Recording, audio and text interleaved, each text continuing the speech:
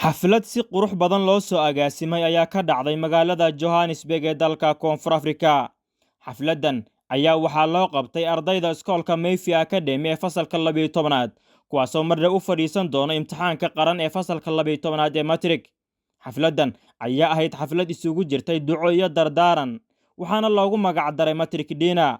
waxaa ka soo qayb galay waalidiinta ardayda, macallimiin, maamulayaasha iskoolka, qaar ka mid ah diblomaasiyiin ka socday safaaradda Soomaaliya ee uu horkacayay sihayaha safaaradda mudane Yuusuf Cumar.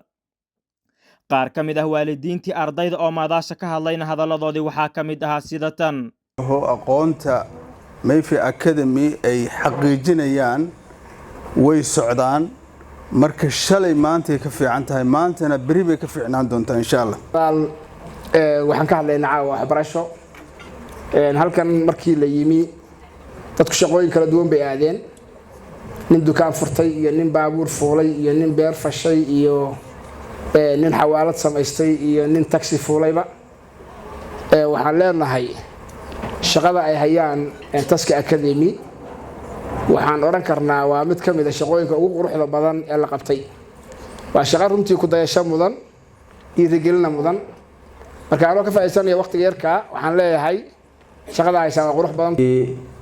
aad ayaan gaar ahaan uga mahad celinayaa caawa xaflad laga soo qayb galo, xafladda ugu qiimaha badan xafladaha kamid ah, maadaama ay xafladani tahay inaan ardada la wadaago farxadda heerka ay soo gaareen, waalidiintii iyo macallimiintii ku soo dhabar adeegay in heerkan ardadu soo gaarto oo waqtiyada cimilada kala duwan qabow iyo kulayl intaba ardada hayay gacmaha. waqtiga aan ognahay ama jaaliyad ahaan wadankan aan hadda joogno oo aan ognahay ardada inay ka duwan tahay wadamadeennii kale marka aan joognay waxbarashadii. Graduating students around the world, and especially here in Mayfair Academy. Very soon you will be holding your matric certificate in your hand, taking pictures and updating your social media profiles. That's exciting. However, you are getting a proof that you're becoming a bit more and more knowledgeable.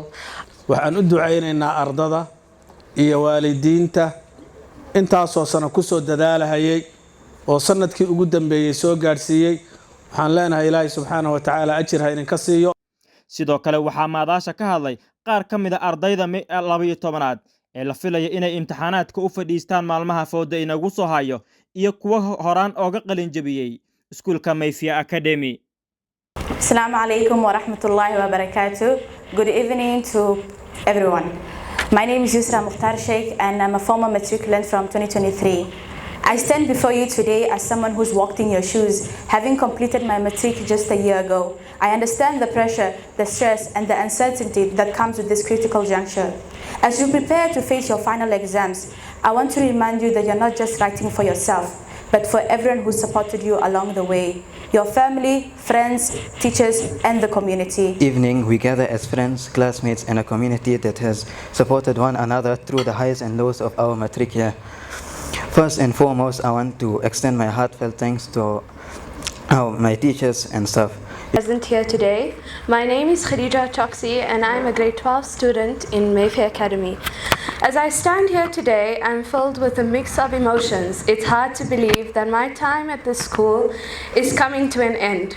We're here at this long-awaited moment, standing on the edge of our future, ready to dive into a sea of possibilities. sidoo kale qaar ka mid ah maamulayaasha iskoolka Mayfair Academy ayaa maadaasha hadallo qurux badan ka jeediyay. dhowr imtixaano baan soo galnay, kii hadda noogu dambeeyay Ilaahay fadligiisa waxaan ka haysanaa shahaadooyin iyo abaalmarin xagga dawladda. kulay inay walaalaha soo qaadeen moogi, laakiin sanad dhaweed waan tusinay dadka. sanadkana sidoo kale insha Allah ta'ala rajaynayna. marka dhammaan waxaan codsanaynaa insha Allah ta'ala ducadiina iyo mar alla markii lidin baahdo insha Allah ta'ala inaad garabka inoo buuxisaan. To greet everyone around here to witness this event. It is beyond pleasure that we meet again. Not to mention that what an honor it is to be here with all of you. with a common cause, motivating and encouraging the class of 2024. ugu dambayna sihayaha safaaradda Soomaaliya mudane Yuusuf Cumar ayaa maadaasha qodbad qurux badan ka jeediyay.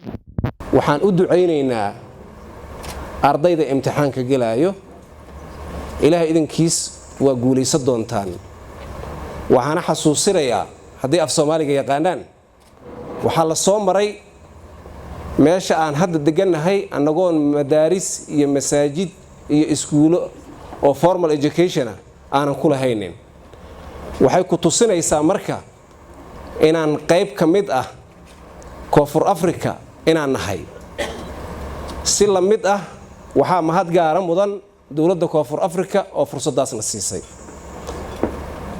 qof kastoo naga mid ah waxay og tahay halkaan imaashiyaha aan nimidnay daruufaana keentay ballan laguma imaanin qof kastaba iyadoo kaligeeda ayay soo gashay laakiin waxay ka maarmi weysay inaan isbahaysano isla noolaano halkaas aan madaaris iyo masaajidi aan ku samaysano aan dhihi karaa macallimiinta iskuulkaas waan dhinac istaagaynaa inta karaamkayna ah Cabdirashiid Xuseen Karaash raadiyaha TV-ga Shabeelle magaalada Johannesburg ee dalka Koonfur Afrika.